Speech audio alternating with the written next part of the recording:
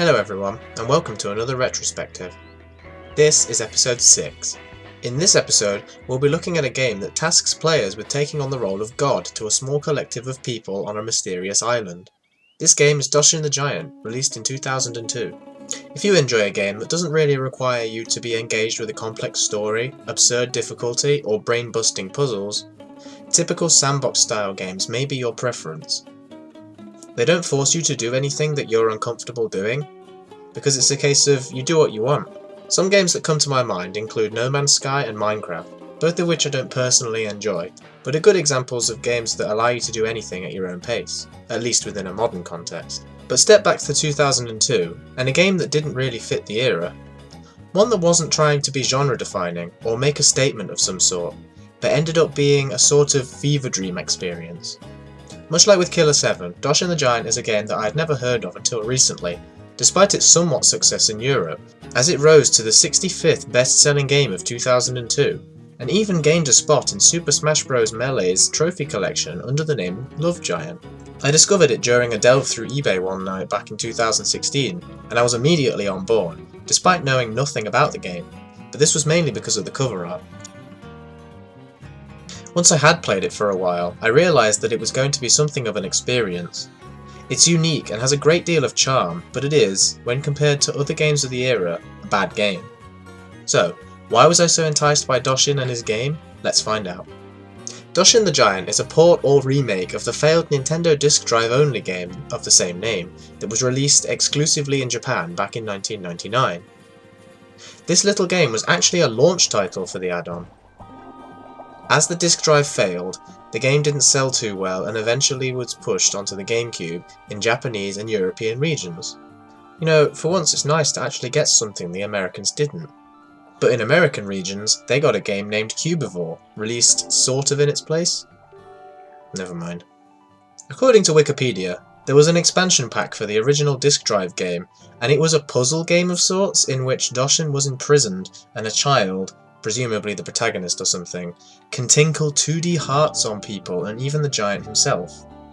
Definitely a far stretch from the calm game that Doshin the Giant became, or was.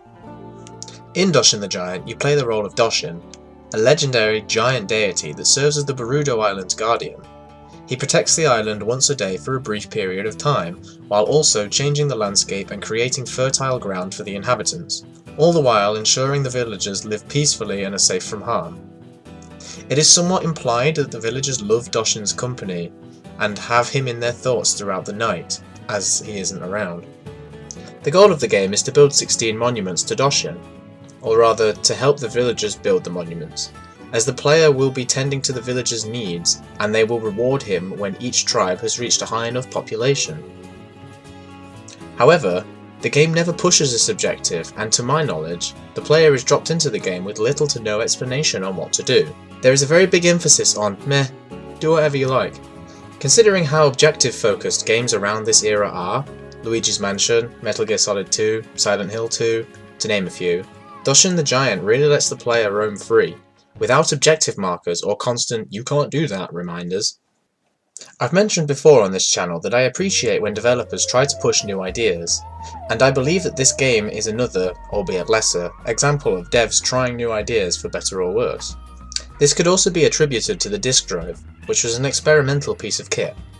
Nintendo may have requested for some strange games to appear on it to try to grab the attention of consumers, as they would stand out against a wave of the same titles from already established franchises. But now I'm just speculating. Anyway, getting back on track.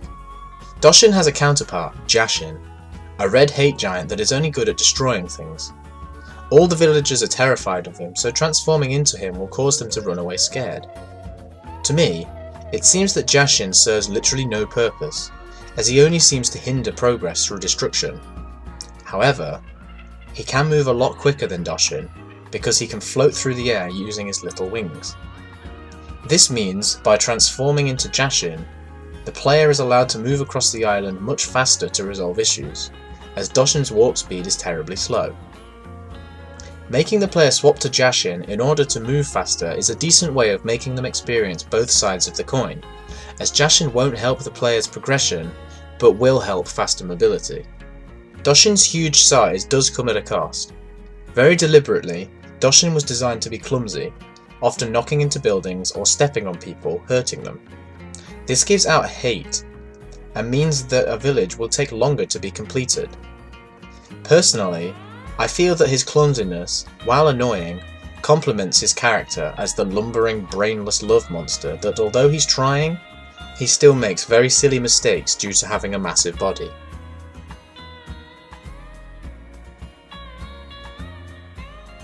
Graphically speaking, Doshin the Giant isn't a masterpiece by any means. Just keeping it to their times, the GameCube had some pretty amazing looking games. Everything within Doshin the Giant is sort of washed out and dull, which doesn't fit the game, as personally I could see it with a more Wind Waker-esque art style with vibrant colours. But, from what I can gather, the disc drive version was sort of similar, but this was probably due to technical limitations, as the disc drive version is covered in fog, most likely using the same trick as Silent Hill, covering up the bad draw distances, and I guess the developers were trying to achieve some sort of parallel between the art styles of both releases.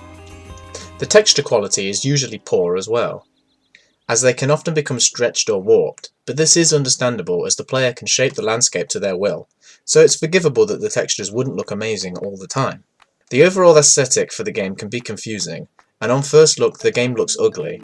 Nothing is jaw-dropping, but it all seems to fit with the game's slow nature and calm atmosphere.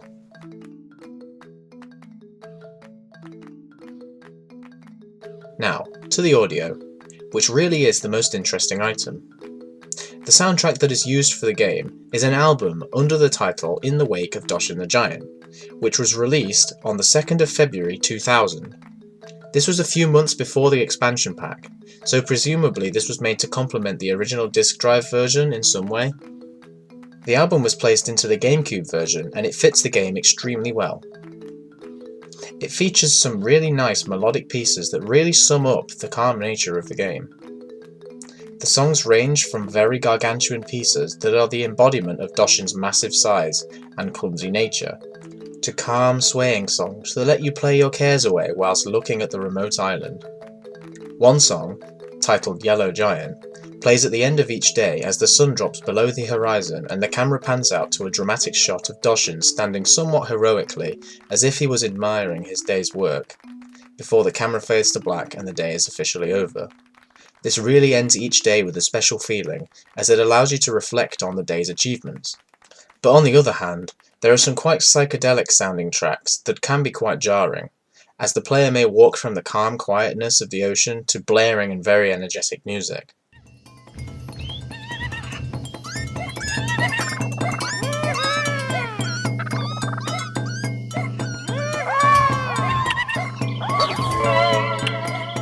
Along with these songs, the soundtrack in-game is mostly comprised of the villagers building and talking to each other, which can definitely create some weird sounds, as the songs are very unusual.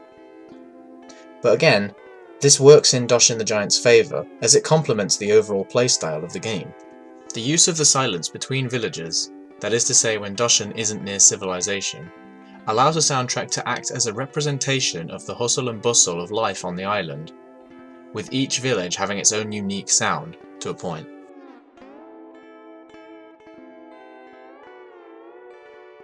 Doshin the Giant is a very strange game, and the only way I can describe it is a Hawaiian-themed fever dream. It's a standout title in the GameCube's library, not because it is an instant classic, in fact it's almost definitely not a classic, but in the areas of it are largely different to other games from around the same time.